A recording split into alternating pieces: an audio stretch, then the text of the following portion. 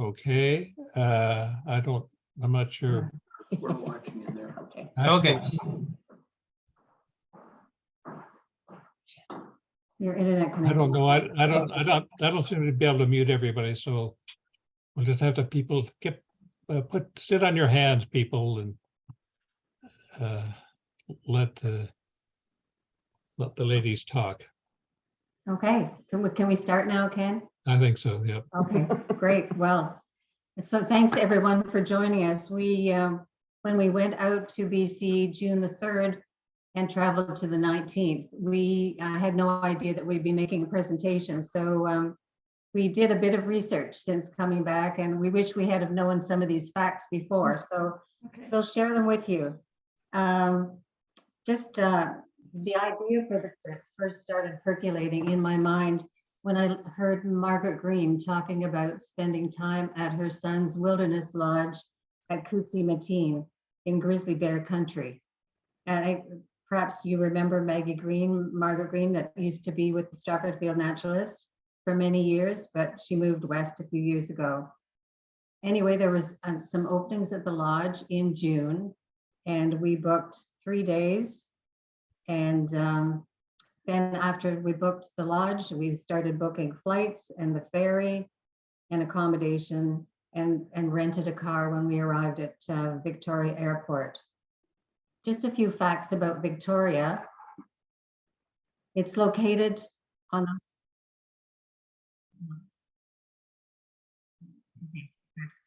the homelands of the Songhees and Esquimalt people. The Coast Salish First Nation peoples established communities in the area long before European settlement and had large populations. Captain James Cook visited in 1778. City population is 92,000, but Greater Victoria has a population of 397,000, making it the 7th most densely populated city in Canada. British settlement began in 1843 as a Hudson's Bay Company trading post. With the discovery of gold in 1858, Victoria became the port, supply base, and outfitting center for miners on their way to the Fraser Canyon, with population mushrooming from 300 to over 5,000 in a few days. In 1862, Victoria was the epicenter of the Pacific Northwest smallpox epidemic, which devastated First Nations, killing about 2/3 of all the Indigenous peoples in BC. The Royal Navy was established in Esquimalt in 1865. Parliament buildings were finished in 1897, and the Empress Hotel opened in 1908. Victoria is in the top 10 of world cities for quality of life. That's the Parliament buildings in the background there, and then the harbor, busy harbor. And that's the Four Musketeers. We stopped in at my sister-in-law's and brothers-in-law. They live at the edge of Victoria and have a 5-acre small farm, which in their retirement, they grow a lot of wonderful vegetables and sell them at a stand on at the road. But I just got an email from my brother-in-law today, and he had a picture of a strawberry plant with actually a strawberry and flower blooming on their deck. So it's certainly a different climate. Munro Books was first on our list of places to visit. It has been a destination for book lovers since 1963. Alice Munro was born in Wingham, Ontario in 1939. She went to Western University, was married to James Munro from 1951 to 1972, and they had 4 children. She eventually lived in Clinton and was delighted to return to Huron County after being in BC for 20 years. Alice won the Nobel Prize in Literature in 2013, cited as a master of the contemporary short story, first Canadian and the 13th woman to receive the Nobel Prize in Literature. Then we went to Murchie's Tea and Coffee Emporium. That's a favorite spot of mine too. It was founded in 1894 and is Canada's oldest tea company. It's always fun to see all the different kinds and where they are grown. Also fun to taste both tea or coffee, and a treat. The first tea shipment to Canada was imported by the Hudson Bay Company in 1716 and took next, just down the street from Monroe Books and the Murchys is the Old Morris Tobacconist Limited, established in 1892, has a humidor for cigars, and it has wall mirrors and leaded mirror in the ceiling to see all customers from all angles. Oh, cool. I was particularly interested in the meerschaum pipes, as I had bought my dad a few of this kind in the Middle East. There were street entertainers on Government Street, which is just for pedestrians. Despite their facial expressions, Bernie and Dean were enjoying the music while they waited for us. This is Chinatown. Many of Victoria's earliest Chinese immigrants or boats from San Francisco in 1858. Some continued to the gold fields and some stayed and built Canada's first Chinatown. Add to this the 15,000 Asian builders that came to work on the CNR tracks or the CPR tracks, and Victoria became the major entry point for Asians. This is called Fan Tan Alley and is the narrowest commercial street in Canada. In 1880s, opium was BC's third largest export, and much of it was made in Chinatown by poor laborers. Although it was outlawed in the early 1900s, some opium and gambling dens found a home off this alley. Watchmen were posted at each end with peekholes through doors to warn frolickers inside of the police. There were a maze of stairways and closets with hidden back doors inside to make an escape. Now Chinatown is more of a tourist attraction with lots of good restaurants. The Ferries Water Ballet. We had fun chatting with the ferry pilots before the ballet began.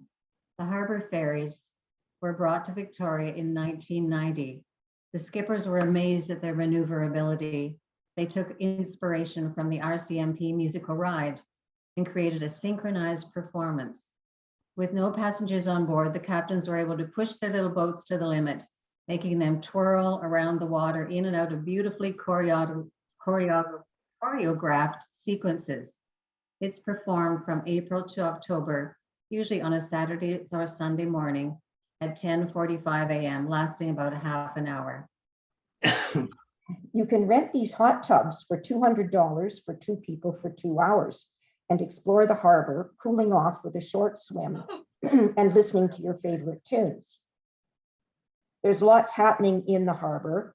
Kayakers, instead of car washes, they're boat washes, and tall ships, and gas stations. Harbor seals get lots of attention and often treats.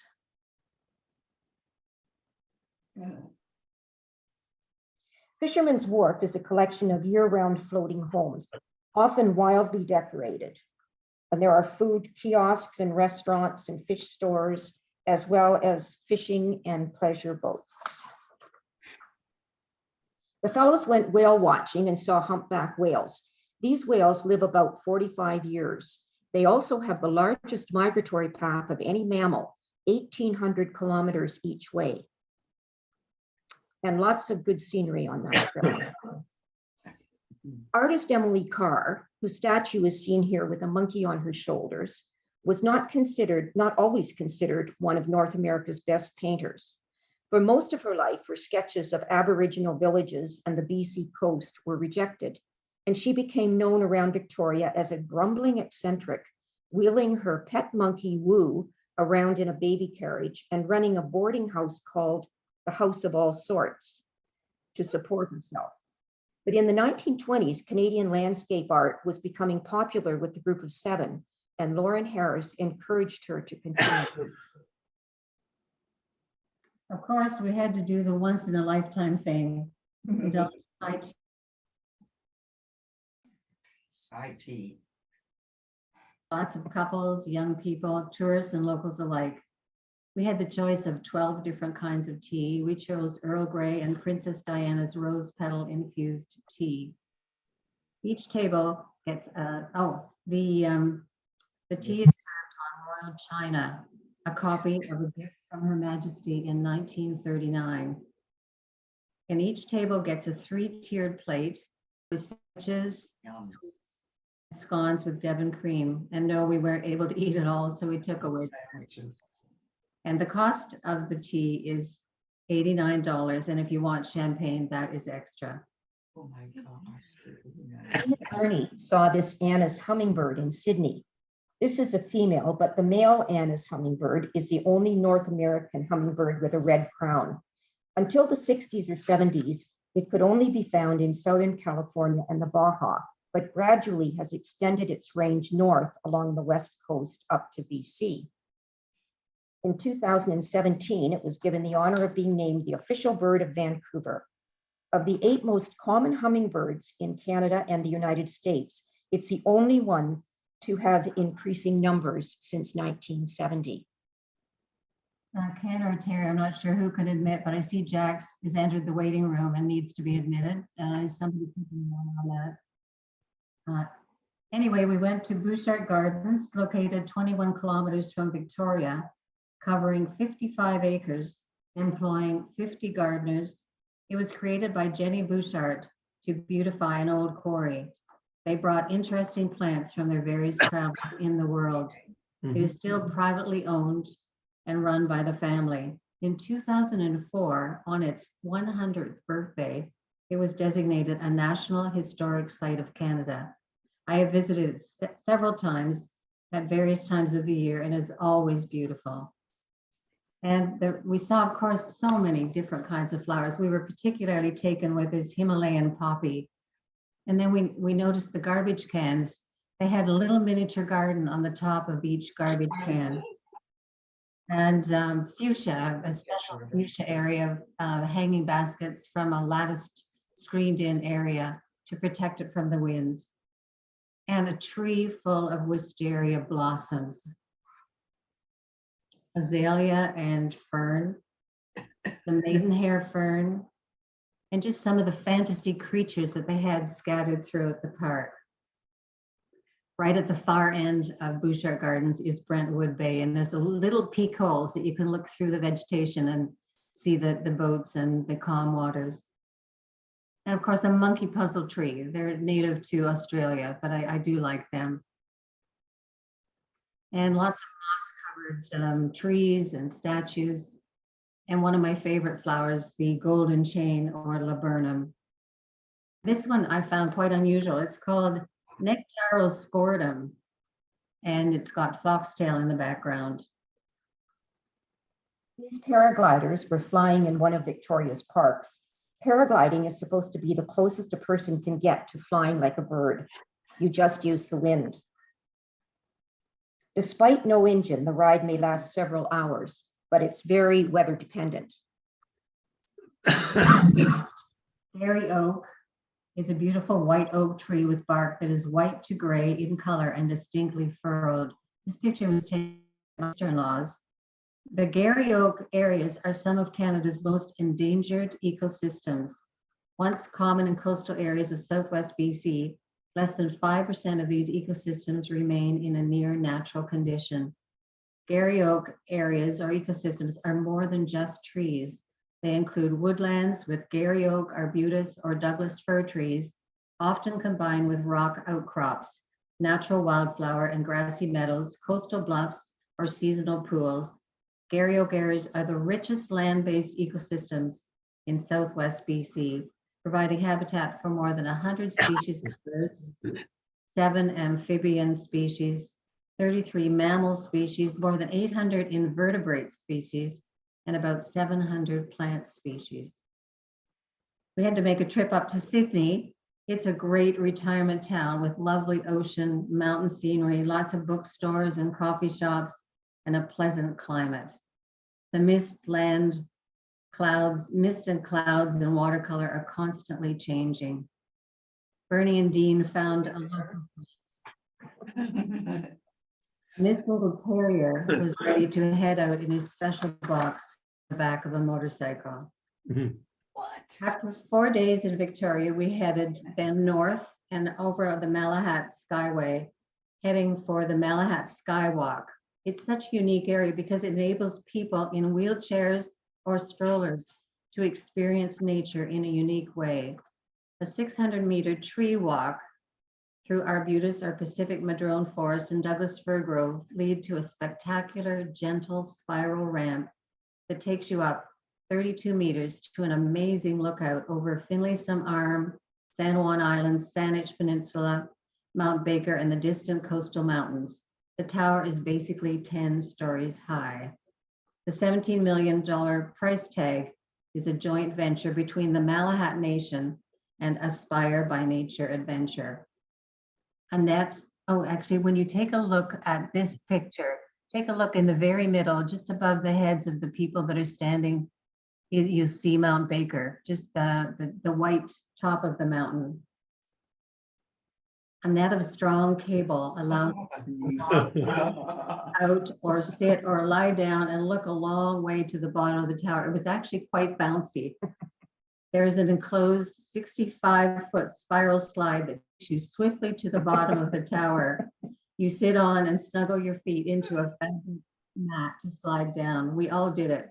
It's quite a fast, short ride. And I think everyone has that amazed, surprised smile that Bernie has after careening down the tunnel. Driftwood creations of cougars, herons, owl, and bald eagle are scattered along the tree walkway. And the fellows saw an Oregon junco and captured a picture. And then Margaret Green, who's sitting in on this tonight, lovely salmon deer and walking areas, the Cowichan Estuary. In the late 1800s, actually the first picture is broom and gorse.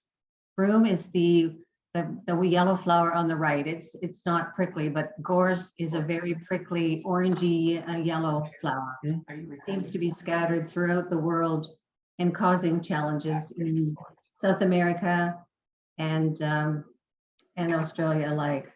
In the late 1800s, over 50% of the natural intertidal estuaries of Cowichan Bay were diked to create arable land for hay crops or to sustain industrial uses like log storage and shipping for the logging industry. Over the last 25 years, there has been an effort to conserve and restore the Cowichan Estuary.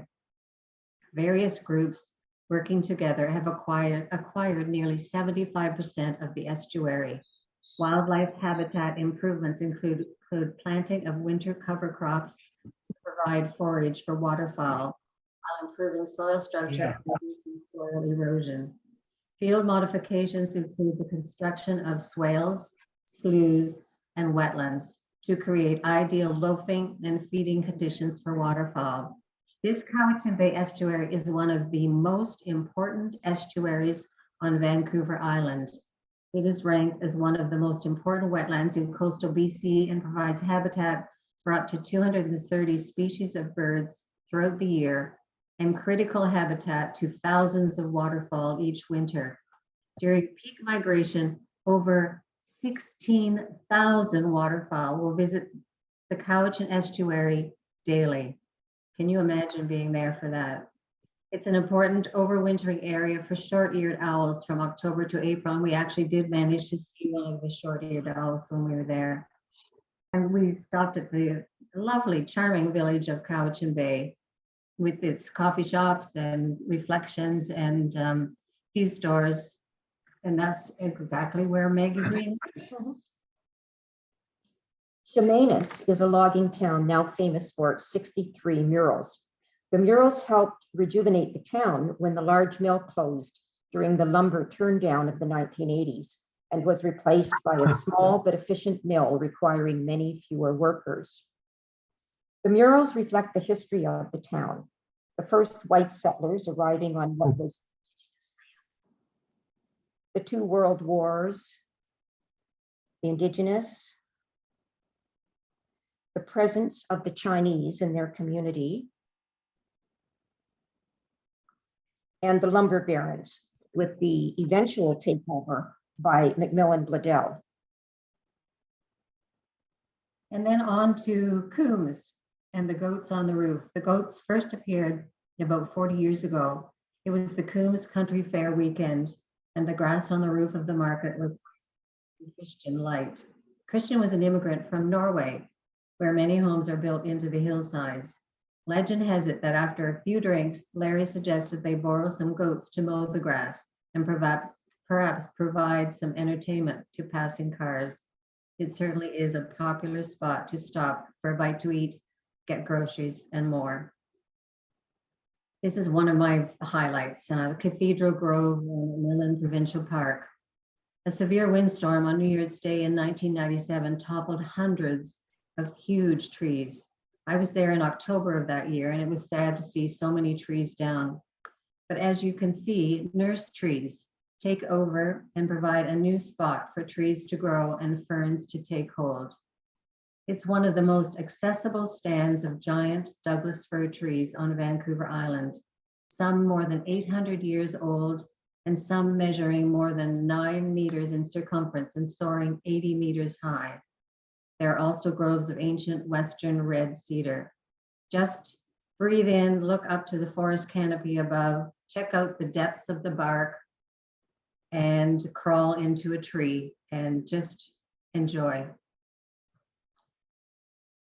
Found some twin flowers and caterpillar, which I don't think I'd want to touch. And then on our way, on the main highway that goes across to Tofino, this is the only road across. It's been under construction. It's Highway 4 road at Kennedy Hill. It was originally scheduled to complete in summer of 2020 at a cost of $38.1 million. Timeline has been extended to this winter with an estimated cost of $54 million. This Stellar's J approached our car when we stopped because of the construction. It was hoping for a food handout, which is common behavior for them. It's also BC's provincial bird. Quite pretty. And of course, we're going through rainforest country and we see lots of mosses and ferns and mushrooms. And now Tofino was our main destination in this westernmost area.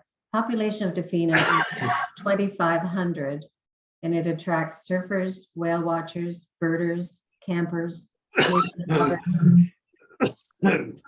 lots of beach scenes, Long Beach and many other beaches all along that west coast, all the way down to Ucluta, which has a population of 1,700. Now, Bernie likes to rescue things on trails, and he rescued this banana slug. It's native to the Pacific Northwest, 20 centimeters long, second longest in the world.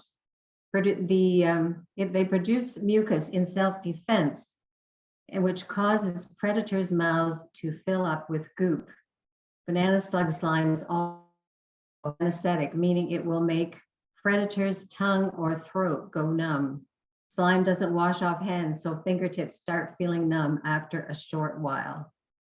The banana slug is also the mascot of the Santa Cruz division of the University of California. The crowd actually chants "Slime 'em" athletic games, and John Travolta wore the slug t-shirt in the movie Pulp Fiction.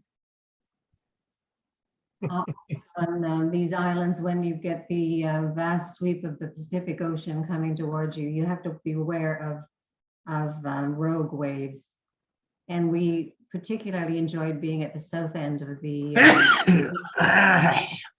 near Ucluelet and watch the waves crashing against the rocks. And we found a Kennedy flower. This was another delightful rainforest walk on a boardwalk that strangely wasn't slippery, and it had mostly railing to hang on to. The moss and the ferns and the size of the trees is indicative of all the rain that they get in this area. It's another one of my most memorable areas. And we checked out Wickaninnish Inn. Now, the main lodge is a luxurious place with a dining room on a rocky promontory where eagles fly by at eye level. The wine cellar, also built into the rock, held 10,000 bottles of wine. We had a light supper at a little cafe in a side building overlooking some of the tidal inlets, and ravens always keeping watch on the nearby beach. And you can see the tidal water, the areas where they just invade. And this is Clay Quat Sound out behind. We did get one extremely rainy day, which gave us some much needed downtime to just rest and relax. It was too nasty even to walk on the beach. We found an excellent restaurant in Tofino overlooking the sound and enjoyed seafood chowder, garlic bread, and some of the local brew. We also visited a well-known local artist gallery, Roy Henry Vickers, who does very colorful paintings, mainly with the theme, "The Elders Are Watching." He is colorblind, apparently. He also does carving of totem poles. Judy and I spent a couple of hours in Tofino Botanical Gardens.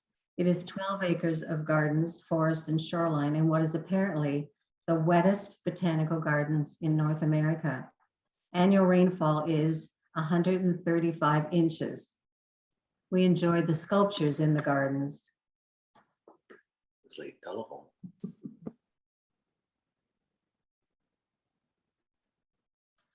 We blind, and of course the trails that you have to walk through. There's a bird watching blind where up to 330 species of birds have been seen. The mud flats are an important stopover on the Pacific Flyway for migrating birds, hosting hundreds of thousands of birds each spring and fall. Unfortunately, it was past. And of course, the giant ferns, they're just magnificent. We passed through the highway construction again and headed to Campbell River, which is over on the east side, where we took the ferry over to Quadra Island and met up with a high school classmate who loves living there. We ate at the historic Harriet Bay Inn, and this is our view as we ate.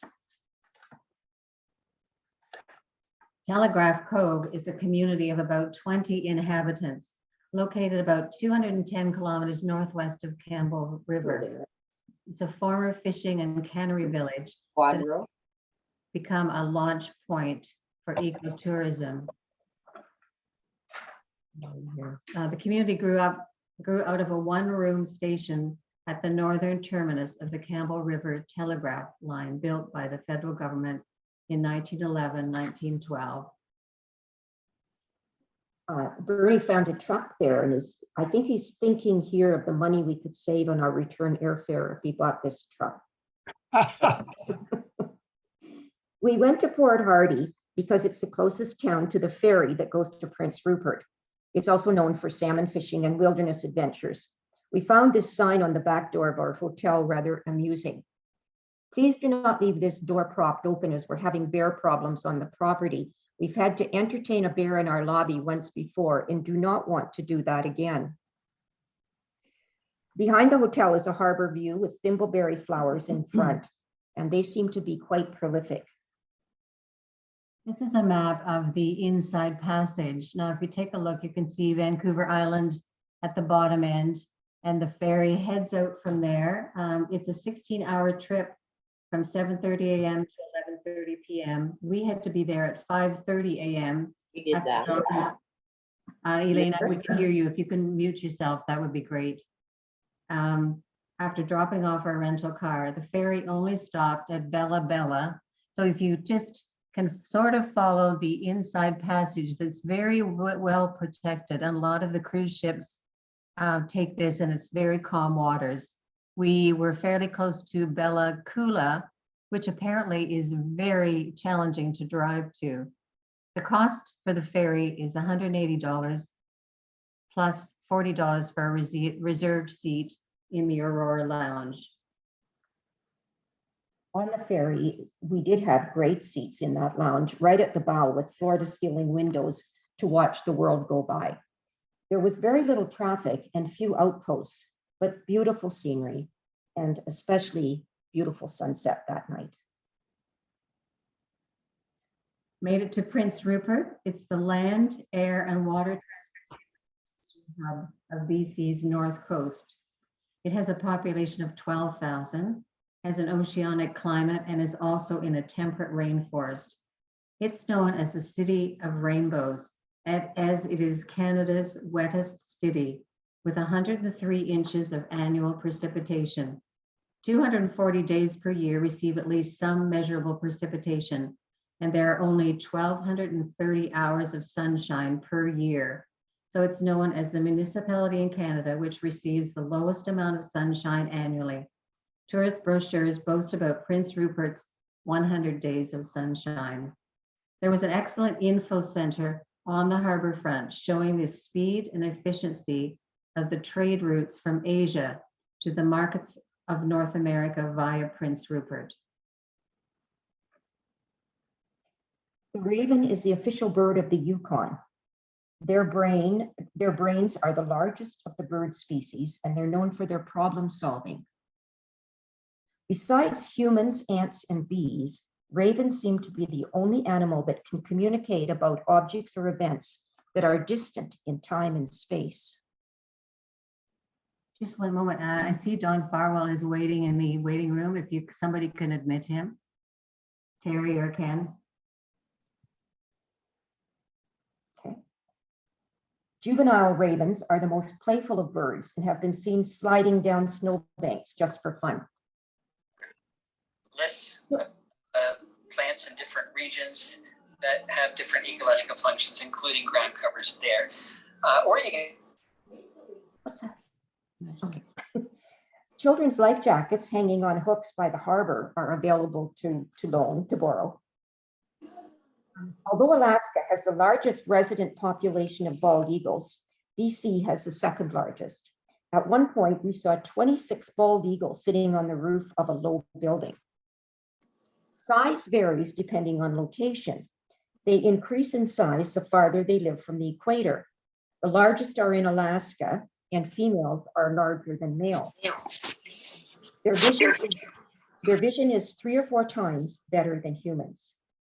Can I just interrupt for a second and ask everyone to please mute yourselves, because it's hard to hear the speakers. It's a great talk, but it's hard to hear with the interruptions. Thanks. The Cow Bay Cove area of Prince Rupert got its name in the early years when the first herd of dairy cows arrived and had to swim to shore. Now it's a popular spot with historic buildings containing shops and restaurants. Some are built on pilings over the water. And the Holstein theme is prolific. Joan and I taking a rest on the whale's tail. Prince Rupert is obviously a mariner's town. There are freighters from around the world and even cruise ships coming in because of the extra deep harbor. It's the 3rd deepest natural harbor in the world, which I thought was amazing. We flew from the float plane harbor on Ocean Pacific Air early one morning. This is the dock and reflections on a perfectly beautiful day. There were 10 of us shared between 2 planes, and we flew in over the mountains in a 15 or 20-minute flight. And this is a first view of our Kutsi Wilderness Floating Lodge located in the sanctuary. Just a magnificent spot.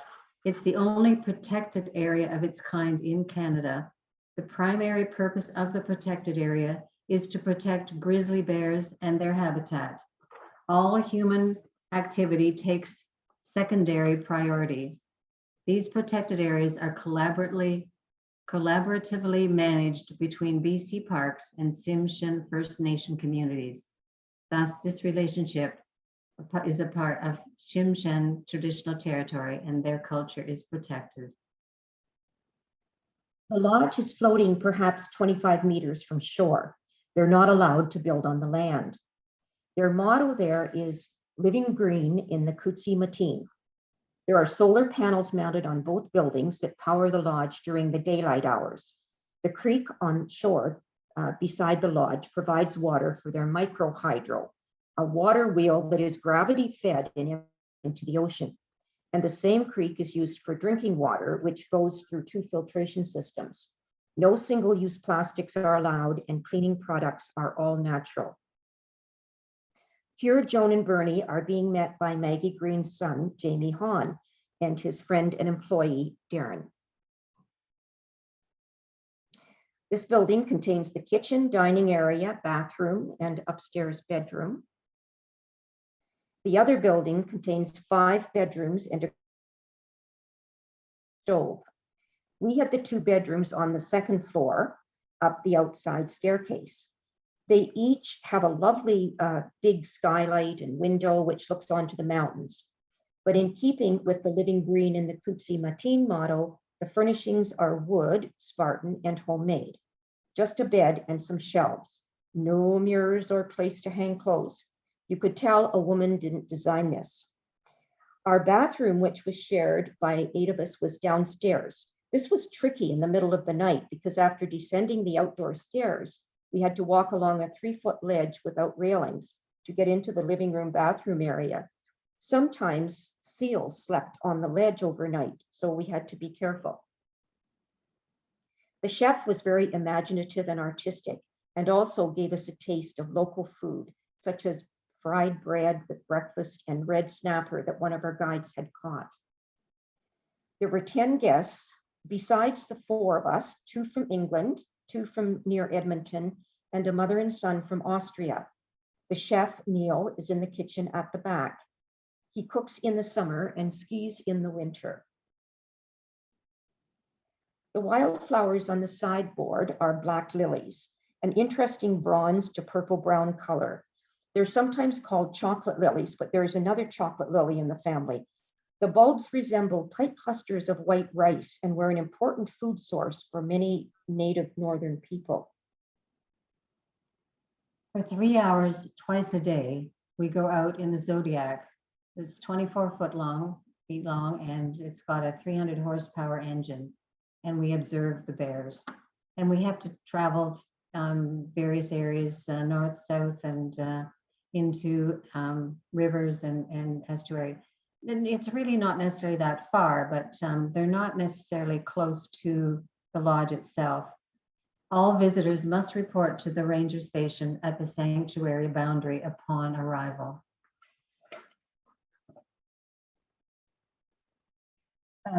This grizzly photo in the ranger station is the bear's actual size, about 6.5 feet tall and weighing between 180 and 400 pounds.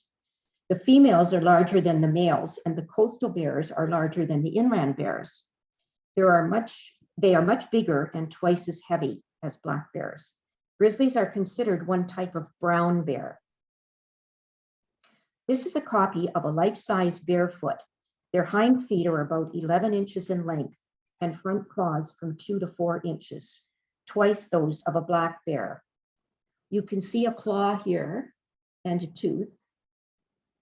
They can apparently demolish a bowling ball with their bite. Jamie Hahn, Margaret's son, is the owner of the Wilderness Lodge and is such a knowledgeable guide. He worked for Parks Canada for many years out of Terrace, BC. When the opportunity came, he created the lodge and started the tour business. Jamie's family at times have come out and helped at the lodge. So I think it was 2016 that it first started. There are certain rules to follow in order not to negatively impact the grizzly bears. These are the rules. Stay at least 250 feet from the bears. Approach and depart bears at slow speeds, less than 5 knots. Limit viewing time to 20 minutes. Maximum of 2 boats view any one bear or group of bears at a time. We never had any other boats near us. Activity on land is prohibited within the sanctuary and is not recommended elsewhere for any reason. Viewing within the Kutsi Matin River estuary is by guide only. Be sensitive to the bear's reaction. If a bear stares at you intensely or moves towards cover, it may be bothered. Move back. If the bear does not relax, depart from the area. The bears are really good at getting clams at low tide on the mud flats. You can see them sniffing as they walk along. Then they stop and they start digging until they pull up a clam, and with their strong jaws, crack it open, and with their claws manage to get the succulent inner part out. Grizzlies hibernate during the winter and are only active from late March to early October. While awake, they spend most of their time eating.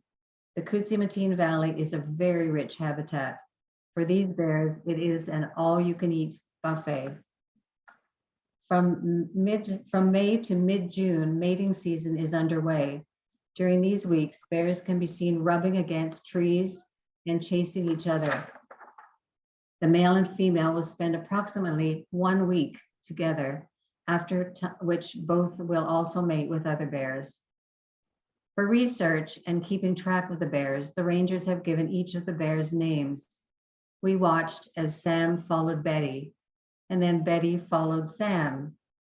At one point, a bigger male, Rocky, made an appearance just near this snow area, and Sam immediately headed in the other direction. In January, while the female is in hibernation, she gives birth to between 1 and 3 cubs. When she awakens in March, she meets her 3-month-old cubs for the first time. Just a view of the mountains, just one of the views showing the snow water trickling down.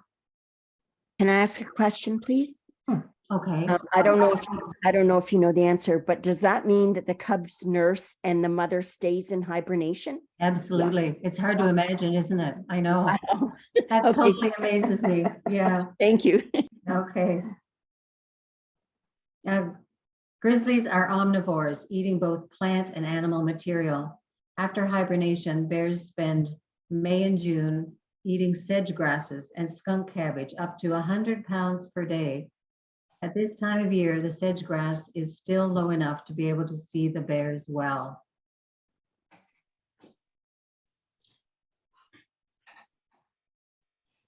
It was really fun watching them eat the grass.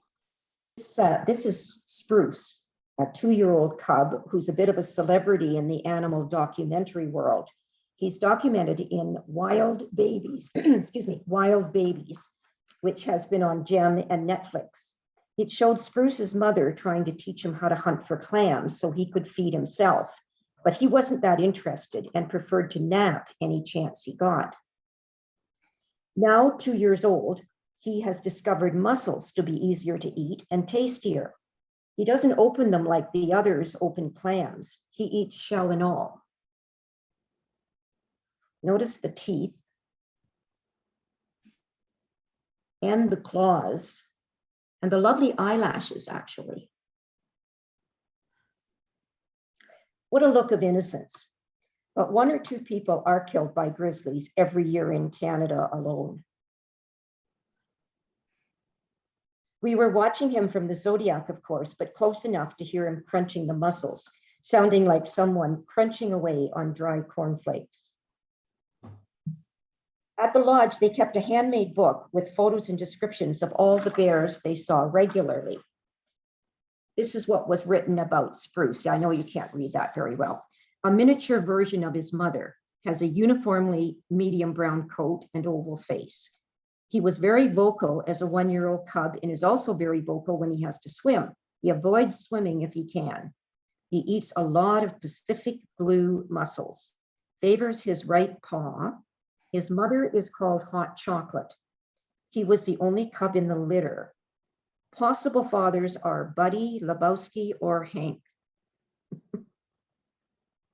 We also did see other creatures besides bears. We saw mergansers, seals, a loon, a whale, lots of marble virelets, otters, and lots of eagles.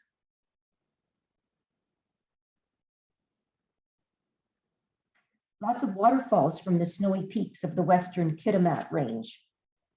They fill the rivers and estuary with cold, clean water. This tree is covered with old man's beard, which is actually a lichen that grows in coniferous forests in coastal BC. I remember seeing it in Newfoundland as well. It looks like Spanish moss, but isn't related to it. Old man's beard acts as a barometer to indicate the health of the environment. It will not grow in polluted areas. It was such a thrill to see a bear standing on its hind legs. Apparently, it could be for 2 reasons, either curiosity or he's about to charge, so he's making himself look extra large. In this case, it was curiosity. Yeah, and Terry, I just noticed that Harold Schultz has entered the waiting room, if you can admit him. Dean and Bernie were really pleased to have some kayaking time. I took this picture in the middle of the night, and you can see it really doesn't get very dark. I was hoping to see some stars, but of course with the full moon and with the brightness, it really is, it's long daylight. And this was early in the morning on our last day, and we heard that Prince Rupert had quite a bit of fog. So we thought our flight might be delayed, but they were able to fly around on the coastal route instead of over the mountains. While we were waiting, we watched the rufous hummingbirds at the feeder. They're very aggressive, chase bigger hummers away. They winter in Mexico, but nest farther north than other hummers. Notice its tongue sticking out there. All the better to drain the feeder with. The hummingbird feeder was actually right there, just outside our bedrooms. Here we are ready to leave when the 2 planes arrived with 10 new guests. We flew out past inlets and estuaries, and we were able to see Alaska in the distance, as well as log booms ready for transfer. This photo was hanging on the wall in the little office of the man who owned and piloted our float plane. A couple of years ago, Justin visited some remote indigenous villages up north and used this company. When the owner's wife heard about it, she brought a photo to show Justin of Pierre boarding one of their planes many years ago to fly to some rivers for wilderness paddling. Justin was apparently quite sentimental about it. Back in Prince Rupert, while waiting for our plane home, we visited the Museum of Northern British Columbia. Built like a traditional longhouse, except very modern, it had many bentwood boxes, button blankets, and masks. Over 50% of the population of Prince Rupert is First Nations, so it's an appropriate place to have the museum. This last photo is of Darren's t-shirt.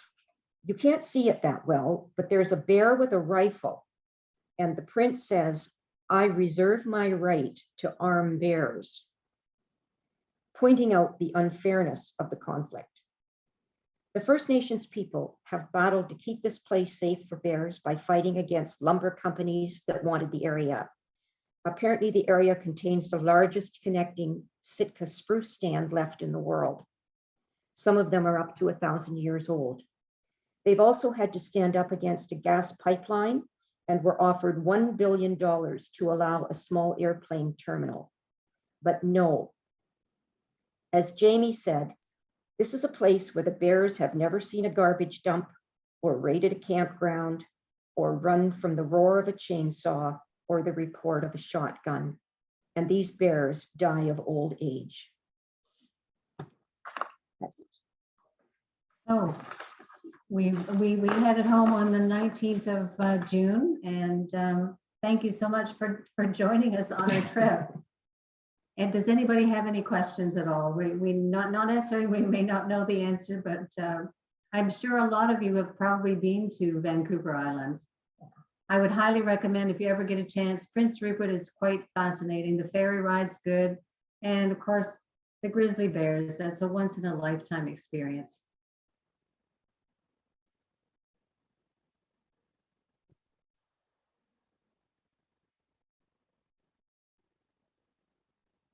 Ken, we're signing out. I do have a question. So you showed us what the grizzly bears are eating there. Is there a source of salmon as well there? Like, You know, certainly in some areas where you get the rivers running in and where the salmon do go up, that yes, I'm sure they do get. This area was a large estuary, so it wasn't so good for them getting the salmon. But I have seen in rivers other parts of BC where they practically stand there and open their mouths and the fish jump in. I know. And I think I heard them say that that like the sedge grass will get too tough later on in the season, and that's when they'll move on to look at the salmon. I think that's true. Okay, and are there, when I was in the north of BC and also Alaska, I watched a grizzly go after a caribou. Wow. Yeah, and which was quite interesting to watch. Caribou got away, but in any event, are there caribou up in the area that you were at as well, or is it too isolated, specialized really? I'm wondering if it's too treed. You know, they Oh. tend to be more in the open, barren land, you know, farther north, I think. Right, okay. Yeah. Cool, thank you very much. This is You're really- welcome. Jess.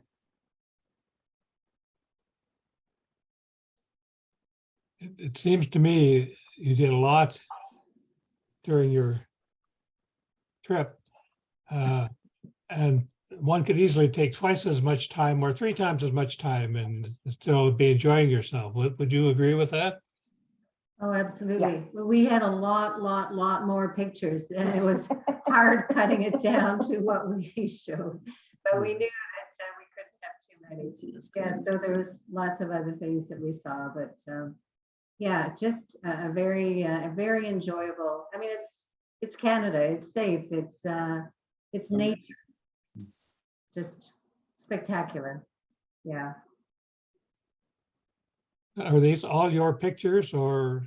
A combination of Dean's, maybe, you know, of course, the close-up ones are Dean's, and some of mine as well. I wondered about the pictures of the bears. Yeah, definitely Dean's. Yeah, except for the standing up Yeah, one. I managed was to yours. get that. With a long lens, I'm hoping. Yeah, Yeah. yeah.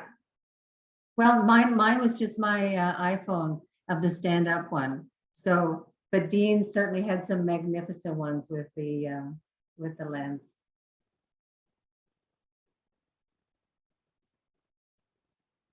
So Maggie, I'm sure it makes you want to go back there again. It's to your son's place and be there. Yeah. Anyway, I'm so glad she told me about it, and that I had friends to go with me. I think we'll maybe book a Stratford Field Naturalist excursion to Yeah. Columbia for next summer. How about that? Sounds good. Great. Well, I guess we can just hope that we can get together sometime in the new year, maybe. Let's hope. Yeah. I wish I'd been there. Sounds like we had a great time. We did. I'm glad to hear about it too. Any other comments, questions, announcements? Anybody want to tell any jokes? We don't do that these days, do we? Okay, well, so don't, if you're not participating in the Christmas bird counts, when is our next meeting? Sometime in January. Yeah, it must be. Let's see, Second Tuesday. January the 10th? What's happening then, Ken? You know? Oh, that's the next Stratford Field Naturalist meeting. Yeah, but who's the speaker? Who's the speaker? I don't know. Beats me. Terry, do you know who the speaker is? Somebody.